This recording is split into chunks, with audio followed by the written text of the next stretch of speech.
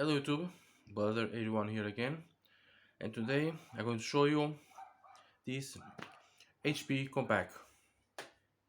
This is the DC 5700 small form factor, and I bought it for 10 euros. And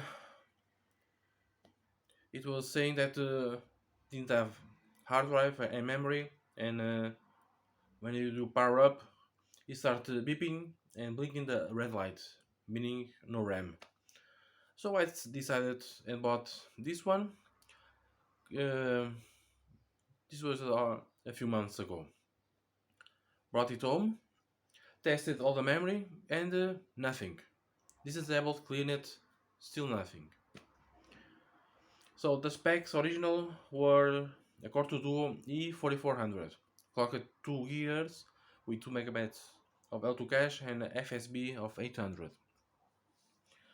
So after a while, I decided put again on sale and place on my car.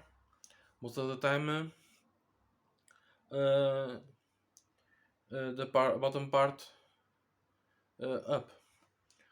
And a few weeks ago, I decided to let me take the computer and take it home and test it. So for all I know, pick up the same memory that I used last time and test it. And one of like 4 or 5 DIMMs I have too were working well on this computer. Well, I was surprised. Now it's working. Which some in some YouTube say that it was dirt on the memory slots on the memories, and I did clean it the other time, I think, with a brush. So I put an hard drive, put the optical. It already came with this DVRW by HP. Put an hard drive, install Windows 10. Made all updates, tested with YouTube and other things with the original CPU, and worked perfectly fine. So in the end I decided to upgrade to the max, the CPU, which is a Core 2 Duo E6700, which is the top tier back in the day, with a speed of 2.66 GHz, 4 megabytes of L2 cache, and a front size of 1066 MHz. In most reviews, this CPU will beat the AFOX 6000 back in the day, and consuming less power and more performance. So, and now going back to this model. This model, initially I thought this was maybe they have the 7000 that are better, and the 5000 maybe a budget. But when I see this computer is larger than the DC 770 1700, which has a better chipset with the Q965. This one uses the Intel Q963, which has some limitations, especially the RAM. This only goes up to 667 MHz DDR2. The Q65 on the DC 7700 it's up to 800 MHz. And one of the things I noticed, this computer is large. Compare. I don't have the 77, but I have the most similar one with the same case design. Other video I show you a while back. This sorry, this one is a DC 7800 small form factor. As you can see, it's a bit smaller. The height is smaller, and the width is also less. I'm going to place it on the top to see how different.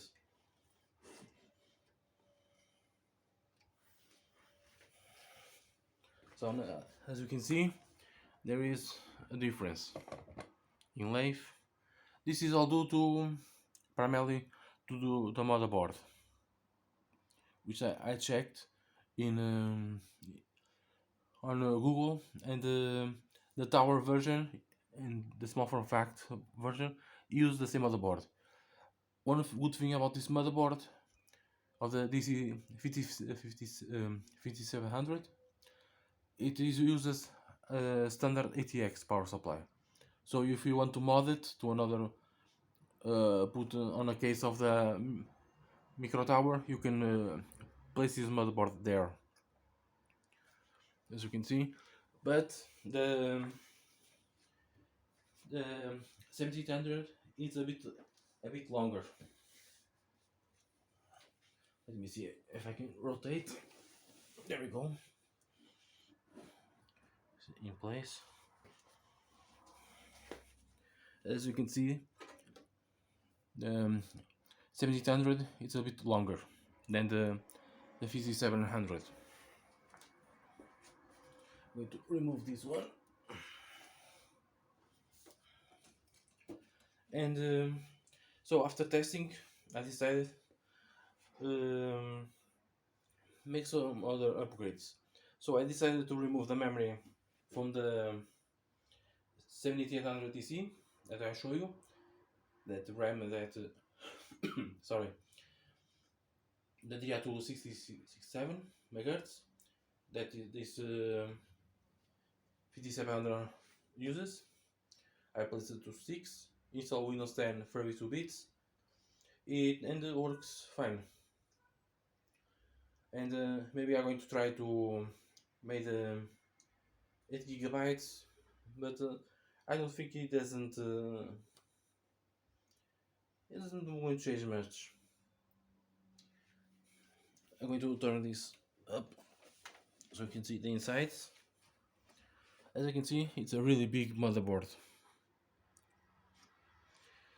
and of course you can use the, like I said, this motherboard on the micro tower versions, which is exactly the same. Another thing I was impressed by this system is the cooler. This one has a huge, very huge cooler. As you can see, most of this has a smaller heatsink, but this one is very huge. So in the cooling department, this is even better than the other models. Here's the north bridge, and here's the south bridge. As you can see, it has a PCI 16 lane, yes, but if you look, sorry for the reflection, but below that it says ADD2 support only, which is a proprietary expansion card, but it only gives DVI from the onboard graphics, the Intel EMEA 3000. You only get DVI. Here on the side, here's a power supply,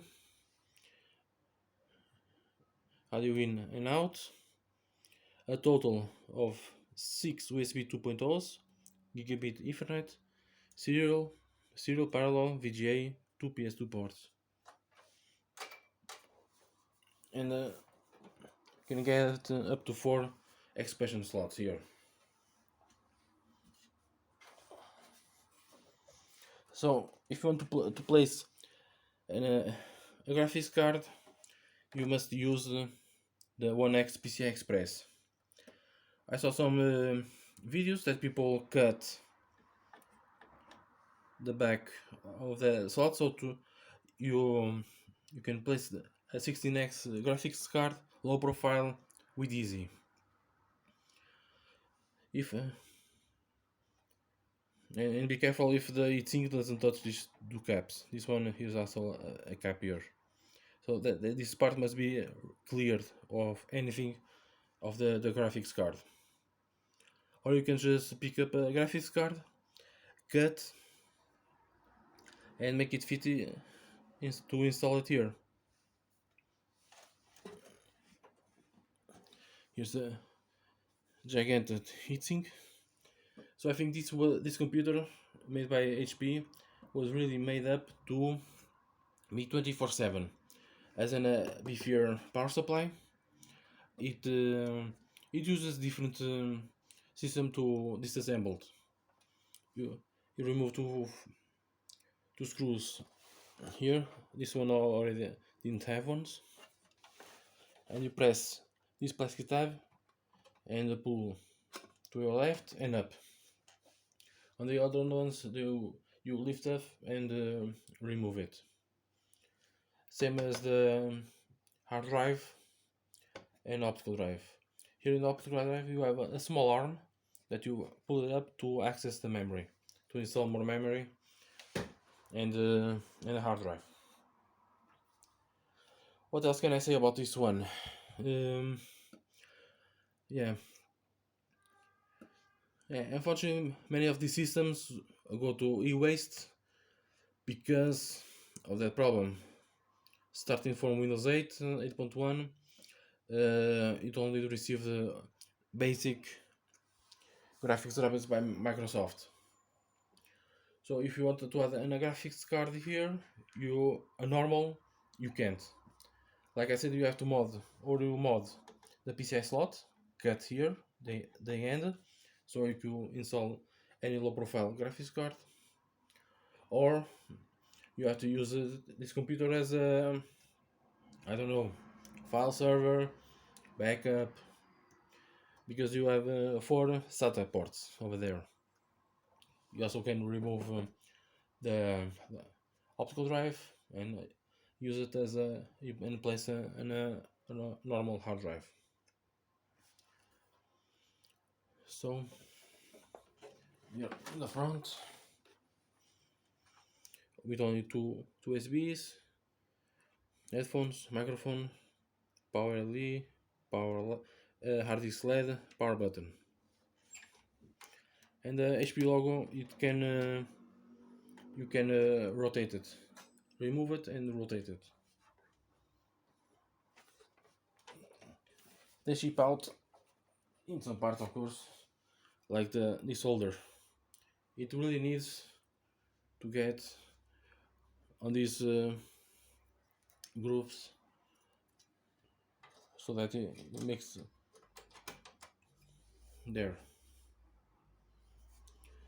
It's a well ventilated area here. Yeah, but I was impressed that after a few months catching humidity, heat, and it finally turned it on. So on the next video, I'm going to see if I can get a graphics card and an SSD and stuff. And I'll see you guys later. Thank you for watching.